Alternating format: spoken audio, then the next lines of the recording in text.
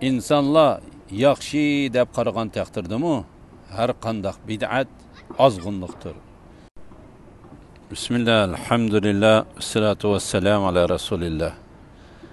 Tövende dehtanlarga Salim el-Hilali hafizahullah'nın bid'at ve onun ümmetke sağan ziyanları degan risalesinden 4. bab. İnsanlar yaxshi deb qaragan taqdirdimi, har qandaq bid'at ozg'unlikdir temisini o'qiymiz inshaalloh. A'udzubillahiminash-shaytonir-rojim. İnsanlar yaxshi deb qaragan taqdirdimi, har qandaq bid'at ozg'unlikdir. Sahabe kiramlar radiyallahu anhum, tabiinlar ve ulardan keyinki en yaxshi davrda yaşagan Resulullah sallallahu aleyhi ve sellem ularning yaxshiligi haqida guvohlik bergan 4 avlod musulmonlarning imomlaridan tashkil topgan olimlar bid'atlarni ayiblash, o'ch ko'rish, bid'atdan va bid'atchidan qichish kerakligi haqida birlikka kelgan. Ulardan hech biri bu haqda qilcha ikkilanmagan. Tövende şu davrdagi peshvo olimlarimizning bu vaqtdagi sahih sanatlar orqali rivoyat qilgan bayonlarini huzuringizga sunamiz inshaalloh. Sahabe kiram radiyallahu anhumlarga qaraganimizda ulardan musulmonlarning ko'nglini rohatlatib, bid'atchilarning yuragini siqib, ularning batil qarashlarini yo'q chiqaradigan nurg'un bayonlarni ko'ra olamiz. Bulutsiz kundagi quyosh kabi oshkora bo'lgan bu haqiqatlarning ba'zilari tövendikçe. Abdullah ibn Mas'ud radiyallahu anhu mundaq degan: "Agishinglar, payda qilmanglar, ya'ni bid'atchilik qilmanglar. Shu yetarlikdir." Va ki Zuhid kitabida 135-betda o'xshash sanat bilan İmam Ahmad Zuhid kitabi 2-betda, Darimi Sunan muqaddimisida 69-bir, Tabrani Majmu'al Kabirda 159, Bayhaqi Madhal ila Sunan 204, İbn Nasr As-Sunna 23-bet. İmam Albani rahimahullah bu eserinin isnadının sahih ekanligini aytgan. Abdullah ibn Umar radiyallahu anhuma mundaq degan: "İnsanlar yaxshi deb qaragan taqdirdimi, barliq bid'atlar ozg'unlikdir." Bayhaqi Madhal ila Sunna 191-bet. İbn Nasir As-Sunna 24-bet. Mazkur kitapning muallifi Salim Hilali bu eserning sanadining sahihligi quyosh kabi ro'shandir degan. Yuqorida ismi zikr qilingan peshvolarimizning ish faoliyatlariga nazar solganimizda ularning so'zi bilan harakatining birdek ekanligini ko'ramiz. Masalan, Amir ibn Salamaning mundaq deganligi rivoyat qilindi: Fajr namozidan ilgari Abdullah ibn Mas'ud radiyallahu anhuning bo'sog'isida o'ltiratdik. Shu vaqtda Abu Musa Ash'ari radiyallahu anhu yenimizga keldi ve Abu Abdurrahman, yani Abdullah ibn Mas'udning kunyasi, "Tek chiqmadimi?" dedi. Biz "Yo'q" deb javob berdik. Abdullah ibn Mas'ud radiyallahu anhu yenimizga chiqqaniga qadar Abu Musa Ash'ari radiyallahu anhu mu biz bilan birga saqladi. Abdullah ibn Mas'ud radiyallahu anhu chiqqanda hammamiz o'rnimizdan turib uning oldiga bordik. Abu Musa radiyallahu anhu uningga: "Abu Abdurrahman, men baya masjidda ilgari ko'rib baxmagan bir ishni ko'rdim ve Allah'a hamdillah bo'lsin ki buni yaxshilik debla o'ylayapman" dedi. Nima ishkan u? dedi Abdullah ibn Mas'ud radıyallahu anhu. Hayatlı bolsan körüsen, men mescitte halqa yani çemberek şekilde oturup namazını saklavatkan kişilerini köydüm. Her halkada kolunda taş tutkan bir adam var iken, o adam 100 qitim tekbir etingla dese, halkadakiler 100 qitim tekbir etti. Kelime tevhidni 100 qitim etingla dese, kişiler 100 qitim kelime tevhid etti. 100 qitim tesbih etingla dividi, kişiler 100 qitim tesbih etti. Abdullah ibn Mas'ud radıyallahu anhu, ulağı nime dedin? Dedi. Ebu Musa radıyallahu anhu, senin fikrini yoki buyruğunu kütüp hiç narsa demedim, dedi. Şunu qilganning o'rniga ba'zi yaxshi amallaringlarning bekor bo'lib ketmasligi uchun qilgan yomon amallaringlarni sananglar demedingmi? Dedi. Ve mescidga qarab mangdi. Bizmi uningga agishib mangdik. Abdullah ibn Mas'ud radıyallahu anhu heliqi halqalardan biriga keldi ve bu qilayotganinglar nima ish emdi? Dedi. Ey Abu Abdurrahman, bula tekbir, tahlil, yani la ilahe illallah, tesbih aytishda ishlatiladigan taşlarımız, dedi. Bunu sanaganning o'rniga gunohinglarni sananglar. Shunda qilsanglar, men hech bir yaxshi amallaringlarning bekor bo'lib ketmasligiga kapolat beraman. Uvval sizlarga ey Muhammad ümmeti, nimancha tez halokatga yuzlandinglar ha? Resulullah sallallahu aleyhi ve sellem'nin sahabeleri hele hem oranglarda Resulullah'ның kiyimleri tek çirip ketkini, işletken kaçıları tek sunup ketkini yok.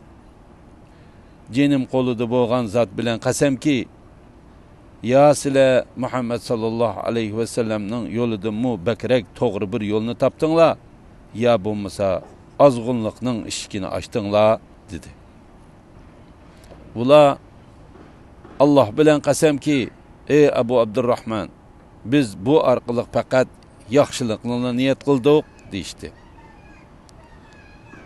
Yaxşılıqlarına niyet kıygan, ama məqsədigi yetelmeydiğen nurgun kişiler var. Resulullah sallallahu aleyhi ve sellem bizge Kur'an okuyduğun, ama okuğunu gelidini ötmeydiğen, yani kalbige kirmeydiğen insanlar hakkında sözlep bergen idi. Allah bilen kasem ki, eniq cazim kılalmayman yu, ama oylayman ki, şu insanların köpüncisi siladindir, dedi. Ve arkasıga örülüp ketdi. Amir ibn Salama bundaq deydi. Şu halqalardagilarning köpünchisini Nahravan kuni xavariclar bilan birlikda bizga qarshi urush qilgan holatda ko'rdik.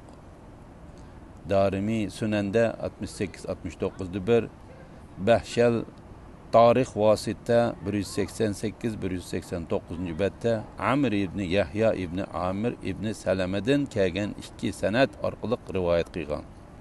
Amr ibn Yahya bu sanat haqida dadamning dadisidan shundaq rivoyat qilganini angladim deb yuqorqi hadisni rivoyat qilgan. Muallif Salim Hilali bu hadisni sahih degan.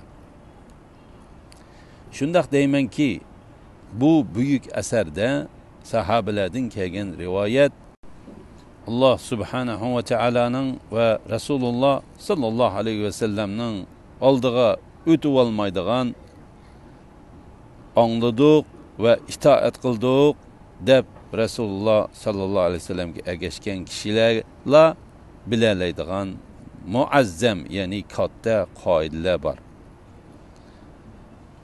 Sure Hucurat'ның 1. ayetiga işaret. Bularning ba'zilari tövendikçe. 1. G'oyini bekitgan Allah onun durust vasitalarini ham unutib qolgani yo'q. Masalan, Allah bizni zikr etishga buyurish bilan bir vaqtda zikrning vositalarini unutib qolmagan. Rasululloh sallallohu alayhi vasallam tasbih aytganda o'ng qo'li bilan sanaydi.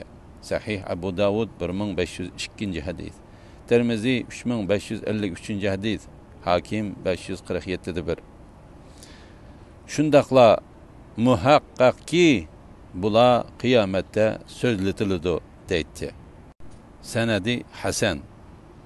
Abu Davud 1501, Termizi 3653 ve başkalar Yuseyra radiyallahu anhu'dan rivayet qilgan senedi Hasan.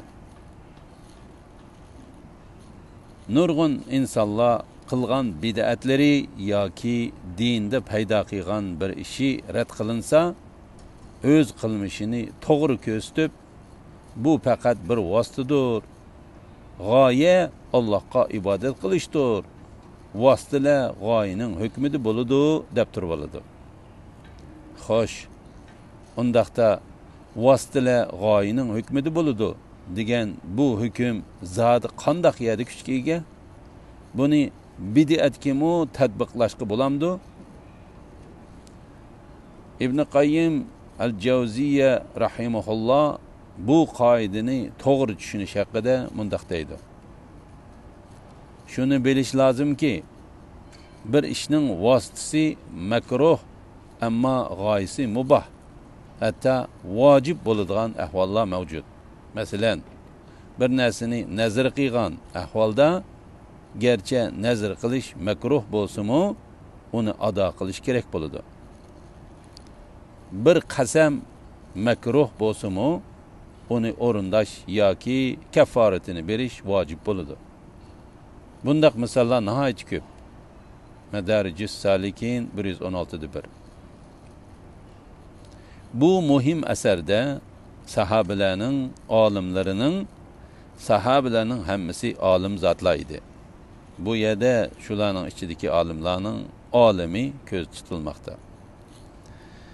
Ibodatning vositasi, maqsadi va shu ibodatni qiluvchining niyati haqida qandoq muomalada bo'lganligi uchun bayon qilingan.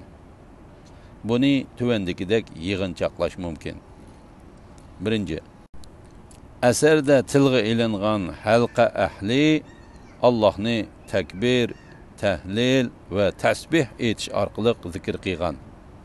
Ikkinchi, ular takbir, tahlil ve tasbih etishda toshni vosita qilib qo'llangan. Uchinchi, bu ishni qilishdagi niyati yaxshi, maqsadi Allohga ibodat qilish, Allohni zikr qilish, ulug'lash edi.